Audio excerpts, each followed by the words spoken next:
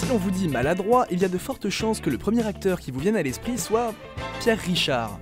Chorégraphe de la maladresse, personnage d'inadapté par excellence, cascadeur élastique des terrains connus, et si Pierre Richard était le dernier grand acteur burlesque du cinéma français. Je ne suis pas connu comme acteur, je ne suis pas connu comme metteur en scène. Pourquoi il va y avoir des gens qui vont venir voir cet imbécile de Pierre Richard qu'on n'a jamais vu nulle part? On est en 1970, 2 jours avant la sortie du film Le Distrait en salle, et Pierre Richard angoisse un maximum. C'est son premier film en tant que réalisateur et il s'attend à un four retentissant. Y a-t-il quelqu'un qui sache faire le bouche à bouche, s'il vous plaît? Et c'est bien mieux qu'un bouche à bouche, le film est un succès considérable et permet à Pierre Richard d'installer son nouveau personnage de Distrait dans le paysage de la comédie populaire française. Ce coup de maître, il le doit au conseil avisé et inspirant d'Yves Robert, qui lui dit un jour en plein tournage « Tu n'as pas de place dans le cinéma, tu n'es pas un comédien, tu es un personnage. Alors fais tes propres films. » Wow. Pierre a ainsi compris qu'il n'était pas en phase avec le cinéma du verbe en vogue à son époque, mais que sa place se trouvait du côté du burlesque. Je suis un comédien qui est plus à l'aise avec ses jambes qu'avec sa langue. Or, relancer le burlesque au début des années 70, c'est un pari audacieux. Les Pierre Etex, Robert Derry ou Jacques Tati ne font plus recette. Basé sur des gags physiques, c'est le genre comique des films muets par excellence. On se moque tendrement de personnages montés sur ressort, maltraités par un univers avec lequel ils sont tant en décalage qu'il en devient absurde.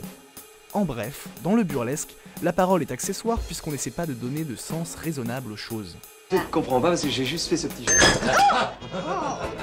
Le tour de force de Pierre Richard pour y parvenir, c'est certes son jeu d'acteur impeccable, mais surtout sa capacité à incarner un personnage type qui répond à son époque. Tout comme Harold Lloyd incarnait l'américain moyen en quête de loisirs, ou Chaplin le vagabond marginal, Pierre Richard incarne tout simplement la distraction. En dehors de ce trait de caractère, c'est le français lambda. On ne peut vraiment lui rattacher de classe sociale précise, à l'inverse d'un De Funès bourgeois et autoritaire, et il est souvent joué d'une société absurde. Et justement, ce personnage fait son apparition dans une société pleine de paradoxes. On est en pleine libération des mœurs. C'est peut-être moi qui arrive trop tard. Pas du tout. Je vous attendais. Et en pleine guerre froide. On entre de plein pied dans une société de consommation, mais qui porte encore les marques de mai 68.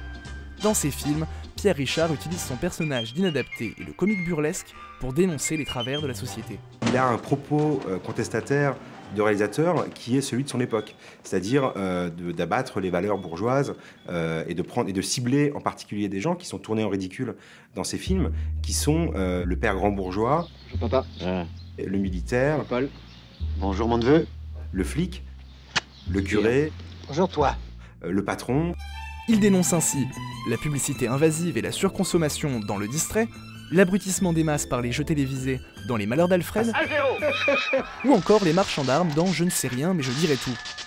Et c'est sans doute pour cette raison que Pierre Richard est parvenu à redynamiser le burlesque en cette période pourtant peu favorable. Dans les films qu'il réalise, on ne se moque pas tant de son personnage pathétique que de l'absurdité de l'univers qui le malmène. Et l'ironie dans tout ça, c'est que Le Distrait triomphe toujours.